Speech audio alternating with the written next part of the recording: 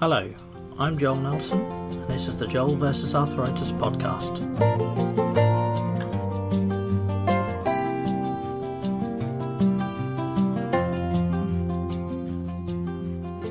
Hello, and thank you for coming back to the Joel vs. Arthritis podcast. We have a very special episode for this week, in that I'm joined by multiple guests, all people that I'm delighted to say I've known or spoken to over the last couple of years or had the pleasure of being involved in other events with.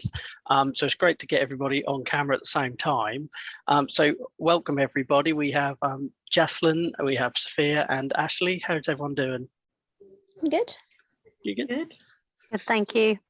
So everyone's joining me tonight for a special podcast episode on how COVID has impacted our care, or if it has impacted our care. This comes off the back of a lot of conversation that's gone on social media regarding appointment times and delays, and you know, my personal experience, which I've talked about a great deal, hasn't been great in that I haven't seen my rheumatologist now since 2020, and I haven't seen my biologics nurse, who we should be seeing every 6 months, since September 2020. And I just wanted to gather other people's experiences to try and get a bit of a picture of what the situation is across the country. So we've pulled people in from all over for tonight, and we'll try and discuss that. And then I will be following this up, if you keep an eye out in the show notes, with a survey. So if you want to get involved and share your experiences to help me sort of gather that picture of how COVID has changed our care, or if it hasn't, then please look out for that in the notes for this episode, wherever it is that you listen. So without further ado, guys, we'll get on. Just for the, obviously we all know each other. I'm not so sure you're familiar with each other, but obviously I've worked with you guys or spoken a lot to you guys in the past. But for the audience's benefit, I was wondering if you could just tell us a little bit about yourselves. So, you know, where you're from, what your arthritis diagnosis or journey looks like. So Safia, do you want to kick us off with that one? Yeah, that's absolutely fine. My name is Safia. I turned 23 last month. I initially was diagnosed with rheumatoid arthritis in 2019, October, so a couple of months before the pandemic. And this year that diagnosis was revised, and I was diagnosed with peripheral and axial spondyloarthritis. And that's it. I have an Instagram account that I just talk a lot about all things chronic illness, and that's where I've spoken to Joel. That's awesome content over there, and again, I'll share all the socials in the show description, so please check them out, because everybody on this episode has something to contribute. So thanks, Safia. Jacyln, do you want to give us a bit of a rundown? My name is Jacyln. I am 44 years of age. I was diagnosed just after my 40th birthday in 2018 with psoriatic arthritis that I'd never heard of. Lots of people in my family have psoriasis. I don't have it very badly, but I'm the only one with psoriatic arthritis. And I'm also under investigation for some other autoimmune issues. I live in a tiny little town called Todmorden, which is technically in West Yorkshire, but smack bang between Leeds and Manchester. Thank you very much. Ashleigh? Hi, so I was diagnosed at the age of 8, which was many years ago, as I'm now 31. So I was diagnosed with juvenile idiopathic arthritis, which has kind of been relabeled as RA now. I'm an adult, even though it's still technically JIA. So I've had quite a long and very in-depth rheumatology history. I'm based in Hampshire and Southampton. Yeah, that's me. Thank you. Yeah, the name and changes for JIA is a whole different podcast episode. There's a lot of depth there, so I fear your frustration on that one. Brilliant. Thank you ever so much for introducing yourselves. So the first sort of question I wanted to, as a bit of a I suppose benchmark for people listening is what did sort of normal care for your condition look like before the pandemic? So things like, how often were you seen, and you know, were you well monitored? Did you have a route into sort of your specialist or clinicians if things changed? You know, so if you fled or whatever. So just to sort of get a bit of a picture of what that looked like. So Ashleigh, do you want to kick us off with that? What it feels like a lifetime ago now, but before pandemic, what did that look like? Before pandemic, I was sort of seeing my rheumatologist every 3 to 6 months, depending on what I'd been like at my appointment. We'd then gauge the next one. They'd got an advice line that I could phone. It was always an answer machine, but they always just on it. Call to listen to at 12 midday, and then we will get back to you either this afternoon or the following morning, sort of thing. So normally within a few days, I'd have heard if I'd had to phone. And I'm one of these people that only use phones if I am desperate, because I've just lived with it for so long. So I was seeing them, sort of 6 months normally, unless I had a medication change. So it was quite a regular contact and was relatively easy to get hold of them. Occasionally, sort of, I'd left a message on the voicemail, they hadn't got back to me, but you phone again, and then all of a sudden they're like, oh my God, we're so sorry. We didn't forget about you, but we kind of just slipped through the net. So sort of previously, it's not been a massive problem for me, but obviously that has massively changed now. Thanks for sharing. Jacyln? I started my first course of treatment, my first DMARD, in February 2020 as the global pandemic hit the following month. So before the pandemic, I was maybe seeing them every 6 months, but because I was reluctant to start treatment, I didn't really need to see them any more often. So then when I started with the DMARD, I'd had all my appointments lined up to go in face to face. And then obviously the world shut down and the hospital contacted us and said, all your appointments are going to become telephone appointments. The way the system works at the hospital in the health authority that I'm in, we ring up and make an appointment for them to give us a call. We don't have like Ashleigh was just saying, the helpline, they got rid of that. So anytime I had any problems, I'd ring up the big appointment line and they would say, someone can ring you tomorrow, and they always did. I've spoke to my rheumatology nurses probably every month. I have seen, because I started biologics last year, and for that I had to do a few face-to-face things and go and get some extra special blood tests done at the hospital. And on I think it's the 4th of February, I've got my first face-to-face appointment with my consultant since 2020. So I'm one of the very few people that don't think that my care has suffered. But I think that's more luck than circumstance in the fact of just where we live. That's brilliant. That's reassuring as well to know that it isn't across the board. No. And I'd like to think those that are maybe newer diagnosed are getting prioritised. That's kind of one of the reasons why I haven't chased too much, because a bit like Ashleigh, I've had this since I was a kid, and you don't ask for help after a while because you have so many experiences to look back on. You think, well, it wasn't as bad as that flare. I won't call it in. So, but you do that in the hope that, those that need help are getting that priority treatment. Thank you for sharing that. And Safia, yourself? So I got diagnosed 3 months before January 2020, so when the pandemic hit. So my first face-to-face appointment I had, that's when I got diagnosed. It did take a while for me to even get to that appointment, but that was more because of issues regarding my local GP. I'd like to think that was more personal, more luck than it being a systematic issue. And then I had my second appointment in January, where I got booked in for an MRI because I'd already started having back pain, but that was written off as, again, it might have been a mechanical issue. And then I started methotrexate, the injections, in March of 2020.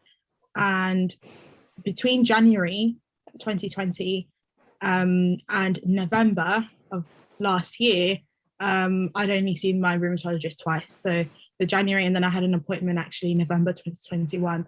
And in between all of that, my diagnosis got changed, and I started a biologic, and I stopped methotrexate. I started another medicine. So some of that, again, we also have the nurses helpline at our local hospital. So I did use that. Again, at the beginning, I was quite reluctant. I've always been someone who, not that I have a big ego, but I find it hard to ask for help. So at the beginning, I just used to take a bunch of painkillers and just try and deal with it. But it got really tough. So I did start using the nurses helpline. And as more and more complications started to happen for me, so I started getting issues with like costochondritis, and more joints were affected and my back started hurting.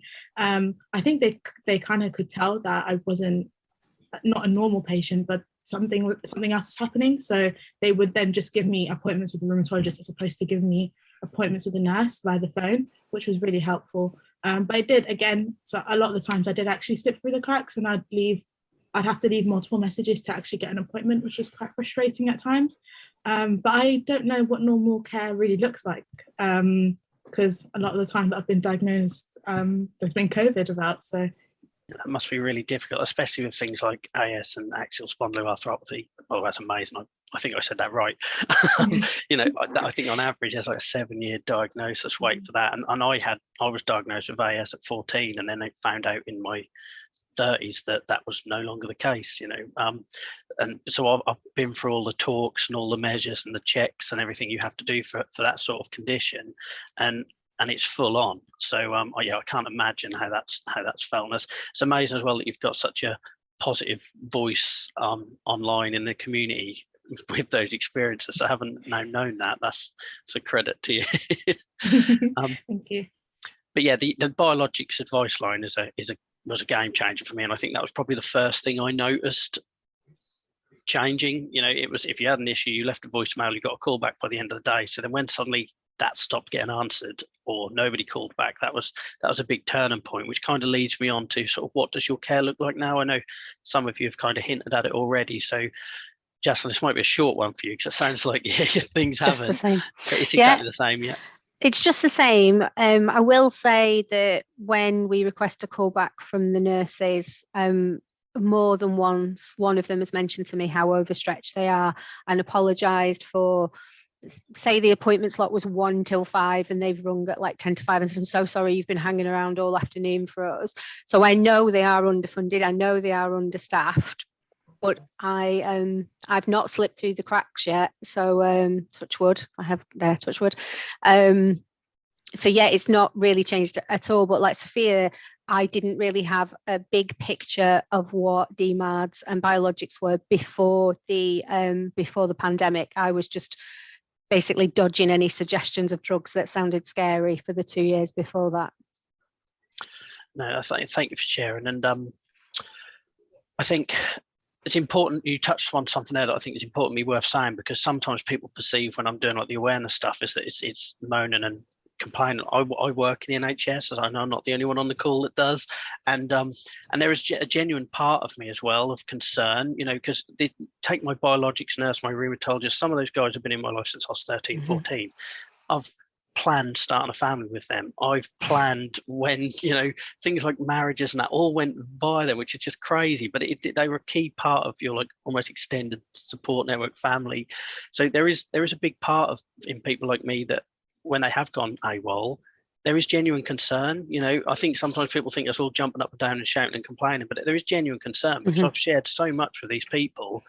So when they suddenly have gone and having a foot on the inside of the NHS, I know how much rheumatology was lent on, especially in the first year of the pandemic because of the chest complications and the inflammation and things like that. And the last conversation I had with my biologics nurse, she was terrified. She was terrified about being reassigned, and I haven't heard from her since. And you know, so you worry, you know, with all the horror stories, you worry. So I think that's just an important point. Before we crack on, I just want to chuck in there that, you know, a lot of us do have long-term relationships with our clinicians.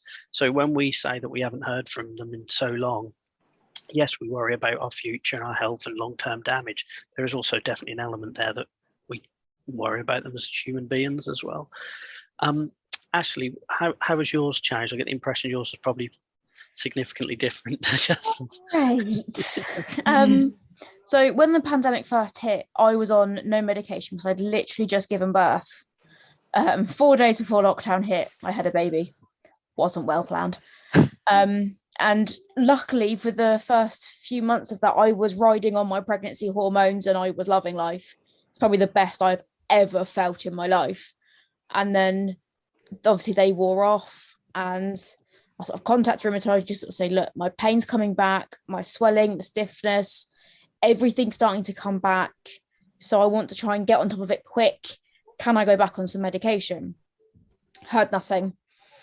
I contacted multiple times and had nothing. And in the end, I was like leaving almost daily voicemails going, look, I'm struggling to care for my baby now.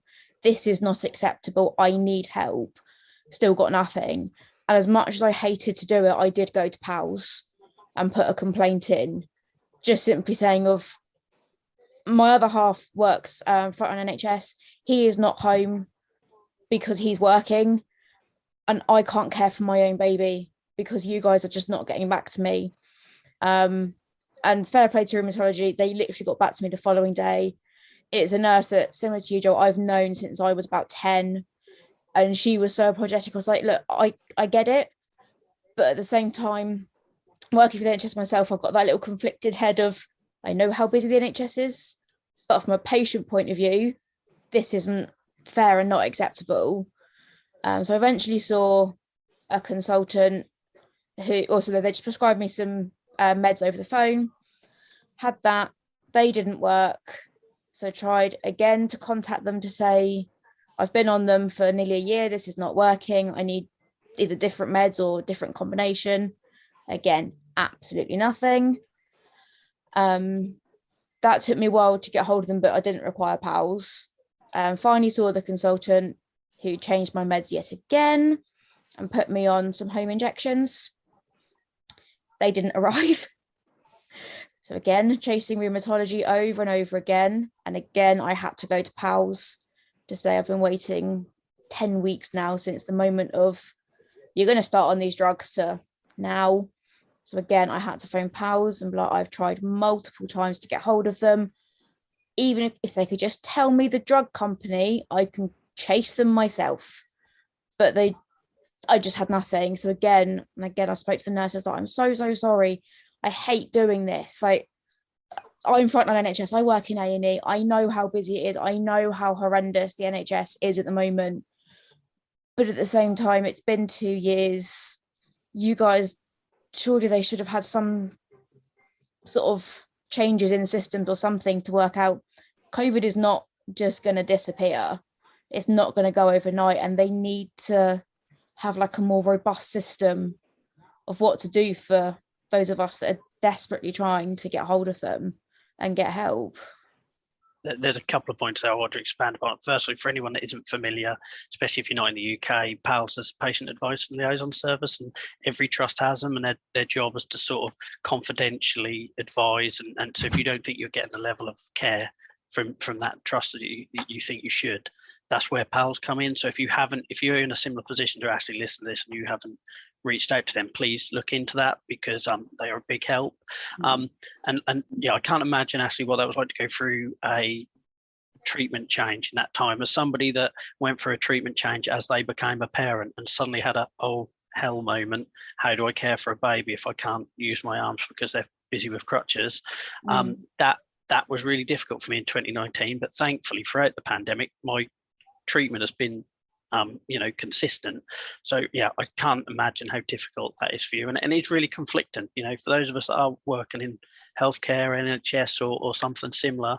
Both me and my wife work in the NHS, and it is really difficult to put your patient hat on and put your hand up when you think something isn't acceptable, when you care so much about it in the day job. So yeah, I sympathize with you, because that couldn't have been fun. Safia, I think you touched on it a little bit in your sort of earlier comments regarding what does it look like now, but do you want to expand on that a little bit? Yeah, so between March 2020 and now, I think I've had quite a few medication changes as well, and then because of my symptoms just kept on increasing. When I initially got diagnosed, the biggest problems that I had were like my left shoulder and my knees, and that was it. And now I think to myself, oh my God, that was heaven compared to how things are now. But last year, for example, in February, I actually, a little bit earlier than that, in September, I had a call with my rheumatologist, the review. And this was, I think, 6 months after I started methotrexate, and I said to her, I don't think it's working.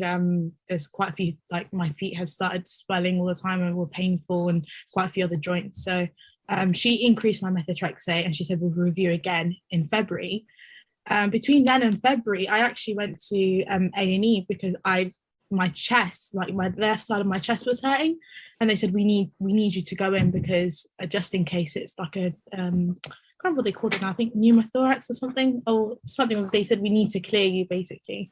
So I went into A&E that day and I was there for 14 hours, and I was really scared because then there was no vaccines at that point, December 2020. And I sent my mum home, so it was just me, and it was the day after my 22nd birthday. And after all in all, I was there for like 15 hours. They just said to me, oh, it just seems like your arthritis isn't controlled, which is something I knew going to A&E. And they said there's nothing really wrong with you, like you won't drop dead now. So I was like, okay, cool. I went home and I had the appointment in February, and I basically wrote an entire list of things to my rheumatologist. I said, on every single joint has progressed and it's gotten worse. My back is getting worse. I said, my mental health isn't doing great because I can't. I try to get in contact with you and it's really hard. So the first thing she's like, don't worry, you're still young. Like we'll sort this out. I'm always here. But it was again really difficult to get a hold of her. But she switched my medication. I got off the methotrexate and I was supposed to start sulfasalazine. She told me that in February. I started sulfasalazine in May because it took a while to get the test sorted out. So fair enough, that's fine. But after I got the test sorted out, I was ringing them almost weekly saying, where's my prescription? Like, I want to start my medication. I'm not feeling well. I have work, like I have stuff to do. I need my medication. And they'd always just say, oh, is it waiting approval? Oh, because initially they were just supposed to send the prescription to me because everything again was done via telephone consultation. In the end, like I just said to the receptionist, I will come and I'll pick up the prescription. Can you just tell me if it's ready? I think at one point they even lost it because it was supposed to come. She's like, definitely will come by the end of the week. And then it was the next week and it wasn't here. But that was really, really frustrating, I think. And I would take time out during work so that I block time off in my calendar and I would just sit there and try and get a hold of rheumatology just so I can have my medicine. And, it was definitely, that part was difficult. And I think after that, then shortly after that, I got the diagnosis, the re-diagnosis, and they said, okay, we're going to need you to start a biologic now. And I was like, oh God, if it already sulfasalazine, which is a tablet I can get from my pharmacy, took, quite a long time. I don't know how long it's going to take for the biologic. So I said to the biologic nurse, I said to her straight up, tell me how long is it going to take? And she said, maximum 2 months. I said, okay, cool. Thank you for telling me. And then they just gave me some like painkillers to kind of deal with the pain meanwhile. But again, took longer than expected. It took, I think, 2.5 months in the end. And the rheumatologist called me while it was all happening. And I just said to him, I don't know what you expect me to do. Like, I'm taking the painkillers, I'm waiting for my medicine. And he was like, oh, have you tried being active and stuff like that? And I just said to him, I'm finding it really hard to even sit up. Some days I work from bed, lying down, and my bed is right here, my desk chair. I can't even make it to this desk chair. And all in all, like that comment really set me off. I was really angry for a while because I was just like, after all of that, all I just wanted was my medicine. I can kind of deal with the rest of it myself, but that was really hard to deal with. And that's kind of been, I think, the miscommunication, not even miscommunication, the lack of communication from them. And then I just asked for one thing, and that one thing is really difficult to get a hold of. And then I'm getting comments that I didn't ask for in the end. That, I think that's kind of been what my care's looked like in the past. And that's really unfair for somebody as early in their journey as you. That's like really unfair, which kind of pours cold water on my thoughts of, oh, well, hopefully they just prioritise the newbies. But that's depressing, because I know of people that literally got like not shielding letters but shielding advice from their rheumatology departments back in March. I certainly did, like literally 4 pages of do not do this, do not do that, your life is at risk. It was terrifying. And then you heard nothing for a year. And for some people, they haven't heard from them since, even if, regarding your third primary jab, if your GPs missed that like they did me, and you didn't pick that information up from anywhere else, you've literally heard nothing. There's probably somebody out there who's still shielding because nobody's told them not to. That's the depressing. I say it with a sort of smile on my face, but it's that could easily be a reality. And another couple of points I just want to add to what you said, Safia, is that one, it's a worrying trend how we're having to advocate for ourselves. Somebody is early on in their journey shouldn't be having to do it like that, like you are. And the other thing is the whole take your painkillers thing. That was pretty much the answer to everyone I spoke to through 2020. 2021, I took myself off them and went through pain management therapy and that sort of thing, and because I didn't hear from anyone. But through 2020, it was just keep taking painkillers, keep taking painkillers. And I went from having this fallback one, which I've always used since I was a kid, to having another 2 on top of that. And nobody ever reviewed it to say, oh, do you still need it? Are you still in pain? And it got to a point where I thought, well, I can't carry on like this because I can't be a parent if I'm half sedated all the while, and you end up taking it upon yourself, and that shouldn't be the case. And that, I think your story really worries me, Safia, especially because, like I say, your time from diagnosis and then you're having to knock on that many doors at a young age, and it just, that bothers me. The painkiller thing bothers me, the advocating for yourself, and not everyone's that confident. As somebody that went most of their life hiding their arthritis, I was a bloke and I wanted to compete and play sport, and I didn't want anyone to know my weaknesses. It took me a long while, to similar situation to what I think Ashleigh probably had being a parent, to get me out of my shell. That's a really worrying experience. So thank you for sharing that, and I'm glad you're in a better place, well, hopefully. And the mental health thing is another thing that I feel like I mention it on every podcast, but it's just like nobody's doing that. You go into your consultant appointment, they ask you, how your pain is, they look at your blood test results, they look at an x-ray if you're lucky enough to have one. They never ask you, how's it impacting your career, how's it impacting your family, what's your financial security because of your arthritis. So that's, sorry, I feel like I've got a lot more questions for you, Safia, but I'm not going to. That'd be unfair. But I'm just sorry you had that experience.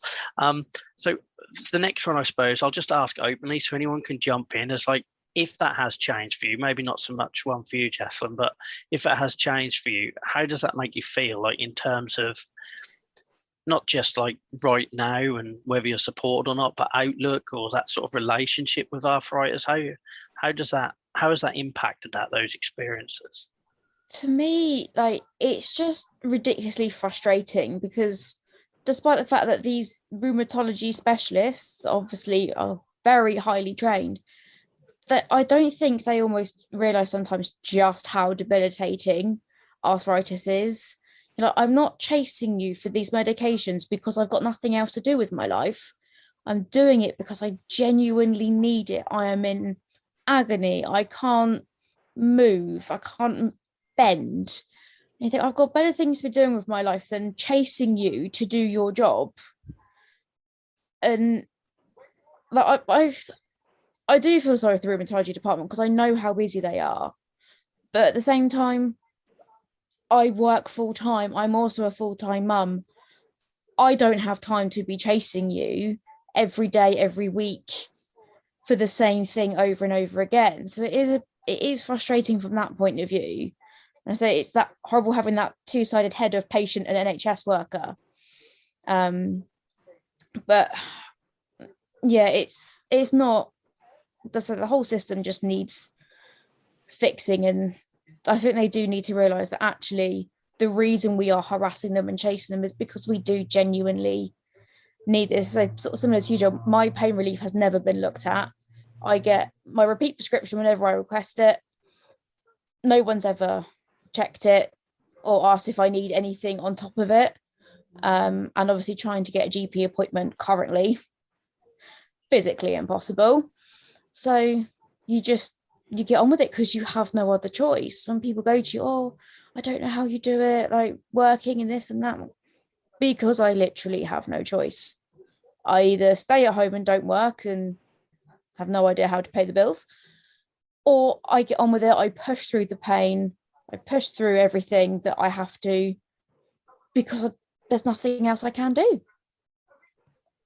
On them pain relief, like, don't get me wrong, painkillers have their place, and I've had to lean on them through various flares throughout my life. But when you think that the things that were chucked at me last year were amitriptyline, gabapentin, controlled drugs, and nobody after a year thought to come back and say, "Is that working for you?" No, I don't know what day of the week it is, and I literally didn't trust myself to carry my son down the stairs because, in case I dropped him, and nobody, these should be short-term things, but with no reviews happening, that's really dangerous, and that doesn't even cover the people that were waiting for joint surgeries and things like that are doing long-term irreparable damage. I always think, I'm not young anymore, but I've always had that mindset, oh, I'm young, I can bounce back. And you start to notice over the years, each flare gets that little bit harder, and you don't go back to your sort of rest and sort of benchmark sort of thing.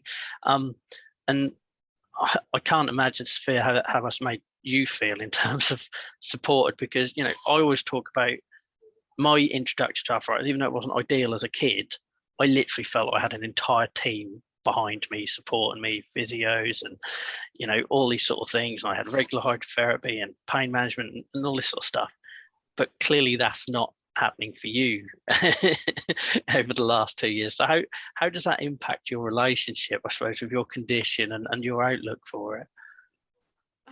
I think definitely is not easy. I think again, I have had to, the last I think is 2.5 years has been a lot of chasing, and I think I never realized I do have family who have chronic conditions, but I never realized how much energy even takes out of you chasing as well. Like, again, we don't choose to chase for medicine and stuff like that, and frankly we never chose to have arthritis in the first place. So if we need help and we're asking for help, the least that can be done is give that help if it can be given. But I know, like, the first couple of, when I got diagnosed, it was my 3rd year of university and I wasn't living at home. So I literally got told I have arthritis, and went home, packed my things and went back to uni. And I think it just hit me there that I became really upset, quite withdrawn. I think for a while I just pretended that I didn't even have it, still regularly going boxing and stuff like that, and my hands would swell up so badly after, which was a big mistake. But I think I never would have thought the impact that it had on my mental health, like, at all. And I think that time during the pandemic and stuff, I did have the chance to sit down and actually accept my rheumatoid arthritis diagnosis. I came to terms with it. I made that dedication. Beginning of 2021, I was working out regularly. I had a fitness regimen, and I was getting back on track. And then, it all kind of fell down again with my back started hurting. And my regular pain in 2020 was about a 2-3 on a really good day, 2, even 1 some days. But last year, like, my old 10 was like my new 3, the whole pain scale was reimagined. I thought that I understood my body, but I did not. It threw the worst they had at me. And I think going through that last year, not having much communication from my rheumatologist, pushing them for medicine, and I think, there were times where I'd be on the phone to them because the letters that I was getting from them would just say suspected. After all my tests, and they said, yeah, you probably have it, the letters kept on coming back saying suspected AS. And I just said, please, can you update it? Because I don't want there's so many things on my records that people say, okay, yeah, it isn't this, it might be this. I'm like, just put it on my record, because later, if anything happens, it's so much easier for someone to find something. But it took them, again, a couple of months to even update my GP. And when I check my GP record, it doesn't even show that I have AS. It still shows that I have rheumatoid arthritis. And it has my methotrexate that I stopped taking nearly a year ago. you wait until you get 10 years in and they start recommending drugs you've already tried and failed on because they haven't looked past the first note on the stack of papers. That is the most frustrating thing. Absolutely. And that's what really frustrates me, because it's like, this is not even 3 years in and I'm already at my wit's end. I'm frustrated. I'm angry at them. I'm angry at myself. And I just think, okay, well, there's so many more years to go. Like, there's no end to this. And it is sometimes quite a depressing thought, you know, because the thing is, I can accept my body and how my condition is and stuff like that. But, you know, when I go to the GP and I say, oh, I have this symptom, and the first thing they always say to me is, oh, have you spoken to your specialist? I think you should speak to your specialist. They know better than you. Exactly. And then when I call the nurses, they say, well, have you spoken to your GP? I'm like, okay, guys, I understand there is a lot going on, but I'm not here to waste time. I actively do have to think long and hard before I call either the GP or the hospital, because I'm like, okay, it's taking time out of my own day. But even that, like, it just makes me feel a bit like a burden. And I know that obviously that's something that we all think in our day-to-day life sometimes, but to have it like reaffirmed in another sense is quite upsetting. That's my little rant. No, you're fine. And that's what we're here to capture, those experiences. And the worrying thing I would say is that whole going back and forwards thing is it is the norm with our condition. Like, if every time if I had a pound every time I went to my GP and said something hurt and they didn't, the first thing they said was, it's probably your autoimmune condition, and then you put on another 8 to 10 week waiting list. And so that happened beforehand. So I'm just like, again, I know I said it before, but really sorry that that's your experience. What I would say is that the diagnosis stage and your first prolonged flare, I'll never forget that when I went through little flares and I had my first prolonged flare, and you think, oh, this is never going to end. They are by far the hardest. Once you come out of that, you do get a little bit more resilient. I'm just so sorry that yours has happened at the worst possible time.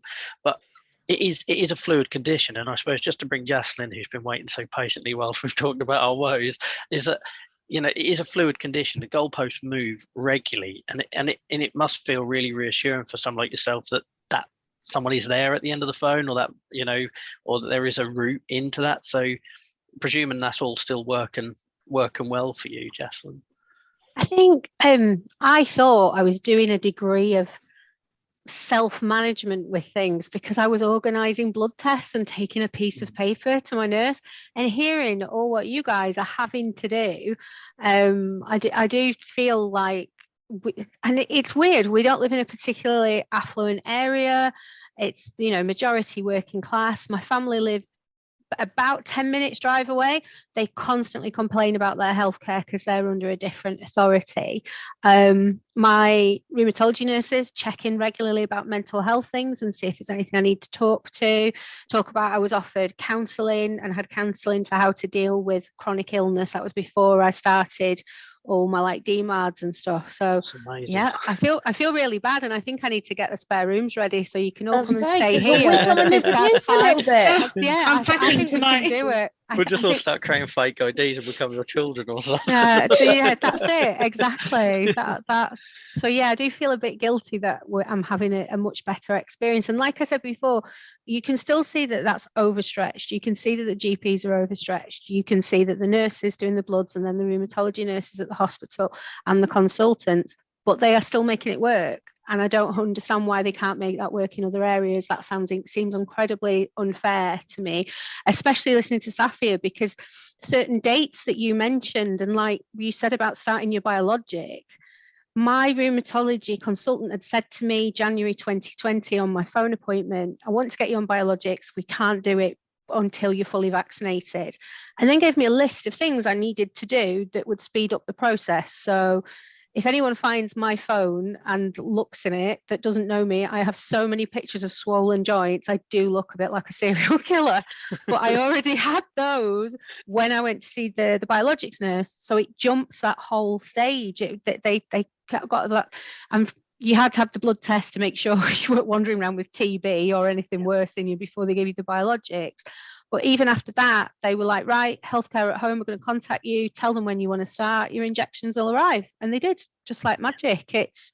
I seem to have had the polar opposite to Safia, and I feel really bad about that. It would be better if we just had an average each rather than a bad and a good, maybe. The good thing is it offers some hope, because that is exactly my experience years ago when I went on to biologics. It worked like clockwork, and I was given the right act and I'd done all the tests. I think the bit that worries me is, and I know my experience is probably a little bit extreme, but I can't work out how everything worked in 2020. All right, everything was moved to remote, but I did have a face-to-face consultant appointment. I had face-to-faces with neurology because I was going through some investigations there. And then it's almost like we got to 2021 and it just all stopped. And that's the bit I can't wrap my head around as an NHS worker, who sees how exhausted my wife was last year and is now getting to that point again now. But ultimately, most of 2021 kind of ticked along in comparison to what happened in 2020. So that's the bit I can't understand. But the bit that worries me is that even that just arranging your blood test, for me, that shouldn't be down to us. Biologics is a very serious drug. You know, it lowers your immune system. It carries cancer risk because you're not fighting as many things as maybe you would.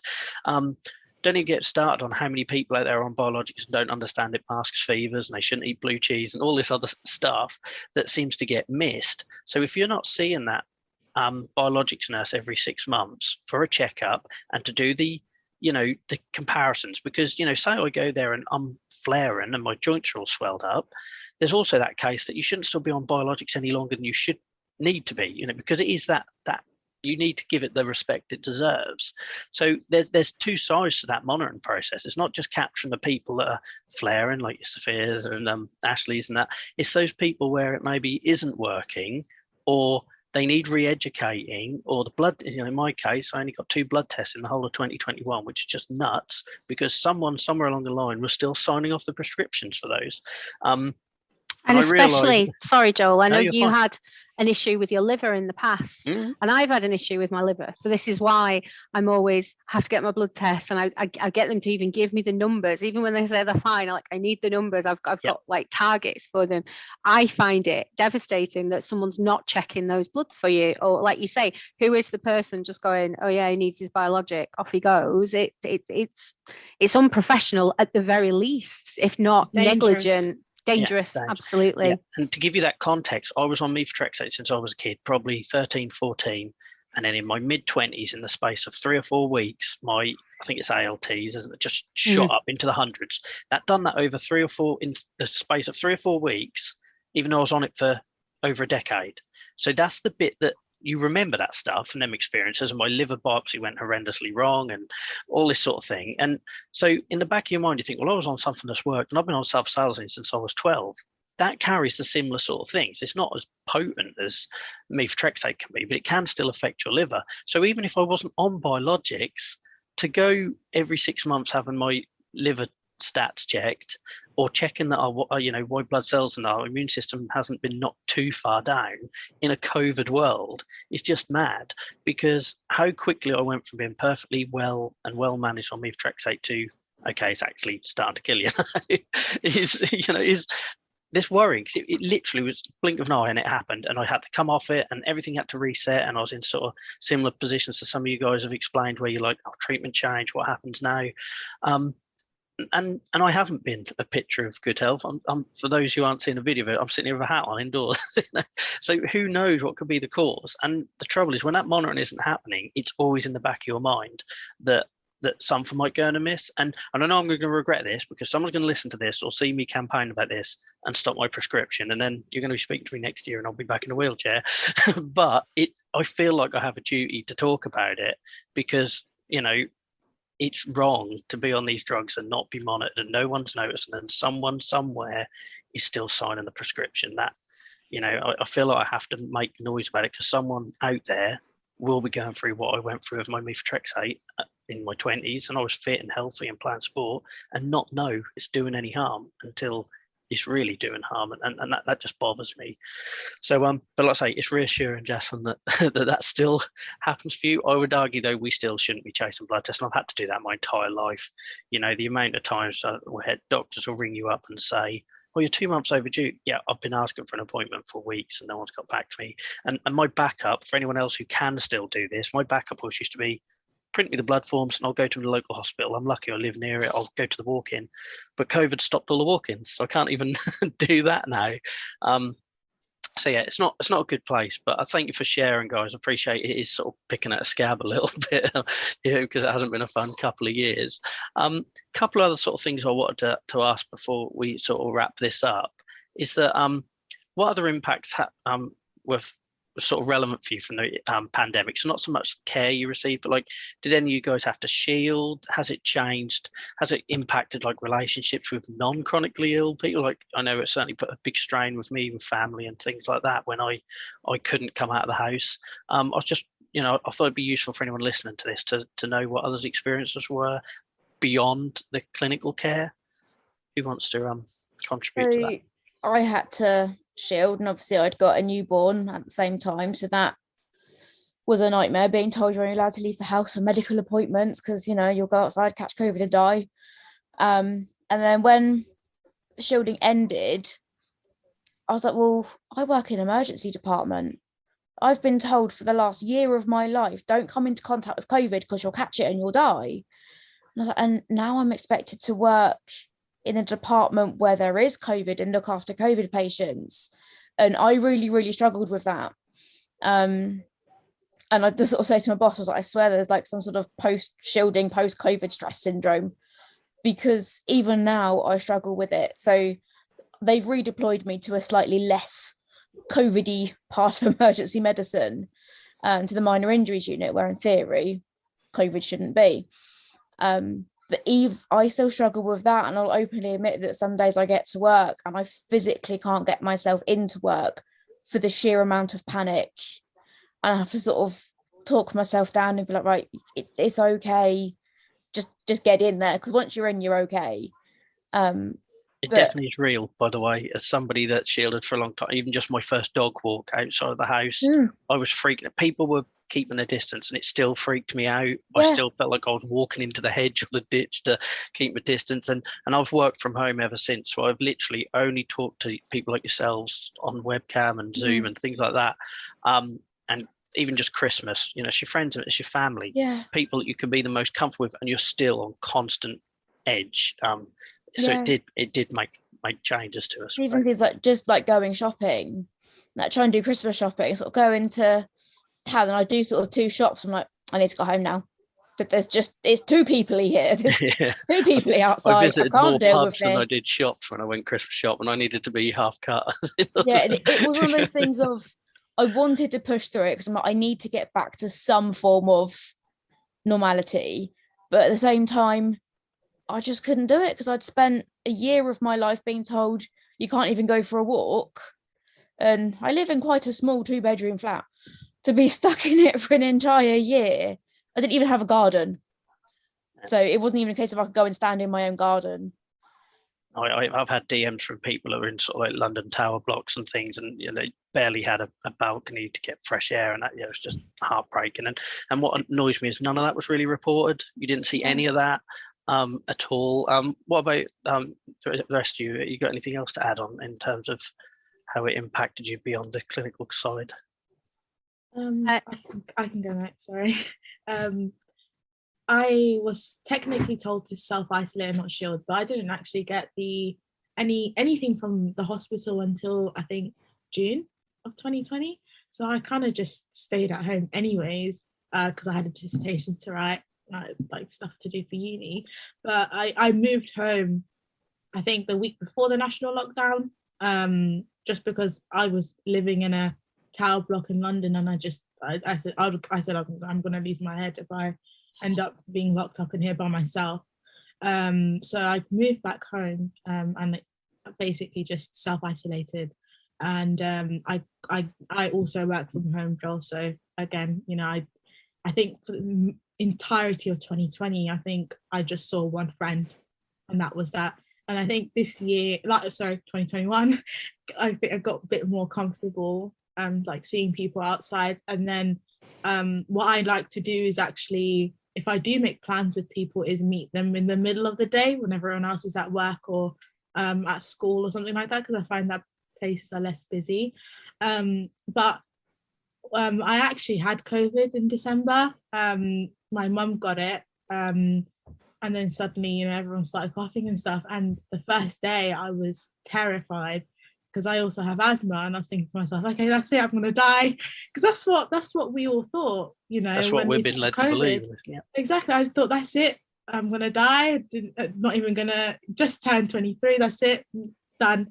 But it was, I think, and as morbid to say it, but once I had it, and I'm so grateful it didn't become anything complicated for me. But I think because I experienced it, I know what it's like.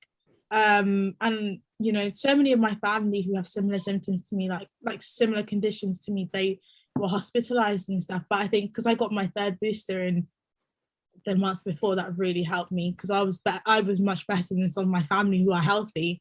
Some of them were bedridden for days, and to see that was scary as well. But again, some days I'm like, yeah, again, there has to be, I don't know what's going to happen in the future. It just seems like time goes on and there's variant after variant, and that is quite scary. And I don't think there'll be another a normal to go back to. Like, I think that yes, there are some people that my relationship with them has become very strained because I don't see them in person, and I'm someone who, you know, I do have to sometimes see people in person to cultivate a better relationship with them. But also I think I've developed a relationship with people I wouldn't have otherwise if it wasn't for, you know, online and stuff like that. So I often joke that the only friends I have now are people I've never met, and it really does feel like that sometimes. Because even just at work, you know, when you used to go make a coffee and you'd bump into, you know, your work wife or your work husband, you'd have a natter and that'd break the day up. Now I literally feel like I'm working, I'm being a dad, and I sleep, and I don't really have any social. And I've had lots of opportunities, but similar to what some of you have shared, that I find myself pulling out at the last minute for excuses that when you look back at them the next day, they are excuses, but it's fear and it's an anxiety that I've never had to deal with before. Jacyln, what about yourself? Again, please don't be hating on me, guys, but I had quite a cushy lockdown experience first time round, simply because my mum, who I only have like my mum, my dad died a long time ago, she actually lives with us. So doing lockdown, it was my mum and my husband Phil, and Phil just did everything because mum was vulnerable because of her age. And I went from being, oh no, you'll probably be fine, to extremely clinically vulnerable. Here is your letter. If you step outside your front door, you're a goner. And it didn't seem to bother me too much. My incredible stepchildren were just down the road with their partners, and we did a lot of FaceTimes and Zooms, and my family we did quiz nights just to kind of keep me sane, because before I was out, well, pre-diagnosis, I was out all the time. But my husband has literally been my everything throughout lockdown. I couldn't have done it without him. And also my three best friends, they have stood outside my living room window. They've brought chairs and sat out on the street. They've brought, when we got COVID at Christmas, one of them did all our food shopping. So today I had to go to Halifax, which is the big town near us, and I couldn't do it without my husband, because even having had COVID, I'm still like, why is he not wearing a mask? There's no hand sanitizer here. I don't want to touch my card on the bus thing. So there are definite kind of ripples on that pond that have changed my outlook. And I just can't imagine Ashleigh with a brand new baby, because throughout lockdown, both my two stepchildren with their partners fell pregnant. So they both had a baby each. And that was hard enough coming out of lockdown. Your cat wants in. Why is it taking this long? Yeah, that was the bit, like, obviously, because my children letter didn't come through instantly. So mine probably came sort of April, May-ish. But I'd still got this little newborn, but the world was in lockdown. And I was taking him out for a walk. He needs to be out in the fresh air. We can't just stay cooped up in the flat. And even in the nice sunny weather, I was putting the rain cover over him. My other half's like, what are you doing? I was like, but someone might sneeze on him. And he's like, there's literally no one out here. This is why we're coming out for a walk at this time, because no one's here. And I was like, no, someone might breathe on him or sneeze on him, or I need to keep him protected. And it was not long after that, sort of when I had my 6-week check and things like the GP, they diagnosed me with postnatal depression and anxiety. And I genuinely believe if it had not been a COVID world, I don't think I'd have had that. And I think, because you do, like, when you have children, it's right, you get this whole other personality. And I'm like, this tiny human is mine, and I will do whatever I can to protect this tiny human, and God help anyone that tries to hurt them. So yeah, sort of being out, then when he got a bit bigger, I'd have him on the carrier on my front. And I did get abuse from people before, going, you shouldn't be bringing babies out, blah, blah, blah. Like when sort of shielding had been paused and I was actually allowed out of my flat. My child is very, very small for his age. People were like, you can't bring that tiny baby out. I'm like, he is actually 6 months old, just doesn't look it because he's tiny. But yeah, I had people shouting at me going, what are you doing? You shouldn't be doing that. And you're like, literally left my house because I've been locked in it for months and now I'm getting this. So I'll just really go back inside and stay there. It really did bring out the best and the worst in people. That was kind of my experience. You know, people, you saw the ones who really had a heart of gold and the ones that, I don't know, just seemed to have an axe to grind with anything. And my heart bleeds for you, Ashley, because I had an 18-month-old at the time, and Dylan shielded with me for the first 5 months. And, you know, mum was gone at all hours working in the NHS. I felt awfully guilty because I couldn't be there for the team I manage, and then I ended up on crutches, and then I had this kid that had spent a third of his life in lockdown, and I felt really guilty. Actually worked out all right for us because now he's speaking Spanish and coming up with all sorts, because we got so bored we just found things to do. But at the time I was having a proper breakdown about how it was impacting him, and by the August, even though shielding had finished, I actually then sort of started having mental health issues and sort of got suicidal for the first time in my life, and that was all because of that being stuck in a box with the thing I cared about the most in the world. And all I could think about all day, every time I looked at him, was how is this impacting him? What a terrible human I am to bring somebody into this world, and you know, all that sort of stuff. And I have been told that by a random man of the public, like parking in disabled bay, getting the buggy out, and someone's like, you can't, that's not parent and child. I'm like, oh, I'm aware of that. Disabled badge in the front of the car. Like, you've had a baby when you're disabled. Yeah, that's just shy. I hear that far too many I did times. make quite a rude comment back to him, which I will not repeat. But I was just like, it's got nothing to do with you. Like, you've got no idea what my disability is. Fool, you could have known I had a fake leg. Like, just while we're sharing horror stories, right at the beginning of the pandemic, and I was a member of Joel's Facebook group and loved it and found it an absolute lifeline, but had to come off Facebook because somebody said to me, somebody who knows me, who's like would class herself as a friend, actually posted on Facebook, why are we protecting the vulnerable? They're gonna die soon anyway. And I was like, whoa, I'm 44, I'm not going anywhere. I'm not, this isn't, it's not a terminal thing that we have, it's something that we live with. And that was the reason I had to come off Facebook, because I just kept seeing things like, why should we give our lives up for these people? So go forth, be disabled, and have as many babies as you want. I'll babysit for you. Absolutely. Well, especially with the NHS service you get up there, definitely send it. I'm gonna get the guest room ready after, I promise. We that does bring me nicely on to my final question. It is a bit heavy, so I do apologise, but I didn't want to sort of break the flow earlier in the conversation, and it kind of leads on from what you were saying there, Jacyln, and that, you know, what are your thoughts on things? Like, for me, the thing that really messed me up, especially in 2020, was that use of the term underlying health condition, especially when in them early months, March to sort of June, July, when it seemed like every deaths statistic that was presented by either a journalist or the government carried this whole, but they had underlying health conditions. And I think I described to family at the time, for the first time in my life, I felt disabled, you know, for a long while. I felt inferior. I felt that I wasn't equal, and I'd never felt like that in my entire life. And this is someone who went through high school with arthritis, which I'm sure Ashleigh will know isn't a fun experience with kids at that age. So what were your thoughts on that? Like, do you think the pandemic has highlighted the risks and the challenges we face as a community, or do you think it's caused greater divisions? And I appreciate it's a very heavy question to end on, so if you'd rather duck that one, then feel free. Is that to me? Go for it. No, you go first, Ashleigh. I'll think about my answer. I was just gonna say, I think the whole underlying health condition could mean thousands of things, which was a little bit frustrating. But I think, especially for me, like, I work in a huge team, and a lot of the people that I work with didn't have a clue that I've got anything wrong with me. And it wasn't until sort of I returned from shielding and everyone's like, what the hell have you been for the last 18 months? And I sort of said, well, I had to shield. And they're like, why? Like, if you don't mind me asking, I'll explain. They're like, you had to shield because of arthritis. And you're like, yes, because the medication I'm on strips my immune system. And this is like fellow nurses. And they're like, oh, I never realised, one, that you had it, and two, I was like, yeah, it's very different from what I refer to as old people arthritis. I was like, it's not the same. Mine is literally my immune system destroying me.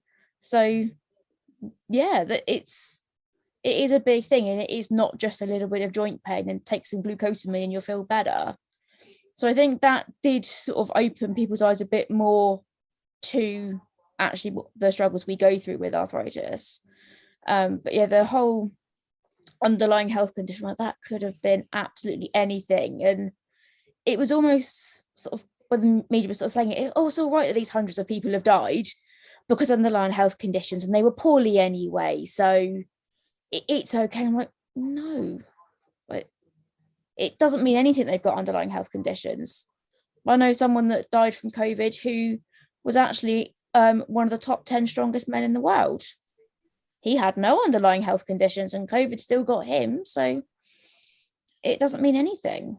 You've captured my experiences perfectly. Like I did kick off that by saying sort of my negative ones, but the positive that came out of that was that it started those conversations with colleagues, and I traditionally hid them for years. I didn't want anyone, especially as a manager, I don't want people knowing that I've got a weakness. I've got this constant fear that it'll get played on. And yeah, it is nice to log on to work, not walk into work every day, knowing that I don't have to hide pain and when I have to have a break and that sort of thing. Jacyln, yourself, what's your experience? I think with me, it's been, again, my husband and my 3 best friends that have enabled me to have conversations with them about kind of what life is moving forward. And because the pandemic has highlighted the fact that I take medication that makes me extremely vulnerable to lots of things, not just COVID. I joke about it. One of my best friends is like 6 years younger than me, and I always say, you'll be pushing the wheelchair because you're the fittest out of all of us. They're very good at making me not feel like a patient. So if we're out shopping, they took me for a girls' weekend away in October, and they'd engineered it so it wasn't near crowds, so I wouldn't feel scared. I wanted to buy a plant. I would have had to fight them with knives to carry that plant through the streets of Chester because they were all so determined that I couldn't carry anything. But they do it in a very wonderful way of not making me feel like an invalid. And my stepchildren are amazing at that, and my husband is as well. We've even done some home adaptations. I struggle sometimes in the shower, so we had a very posh spa shower built, and everyone, oh, that's amazing, there's a shelf for your products. No, that's a shelf for me to sit on when things get a bit too much and I can just contemplate things. So yeah, I think pandemic has brought more understanding from the people that matter in my life. There are plenty of people who have judged me on things, and I just don't have time for them anymore, as harsh as that sounds. That's just really nice to hear, and that's also a great outlook. So thank you for and sharing. you can all meet my friends when you come to stay. They'll be your friends too. When we all relocate. I can't wait to tell Phil when I get amazing. off this. Your rheumatology department's about to get swamped. Oh, they'll love you. Safia, what about you? So how do you feel about that term, and do you think it's helped or hindered the last couple of years our sort of, our challenges sort of thing?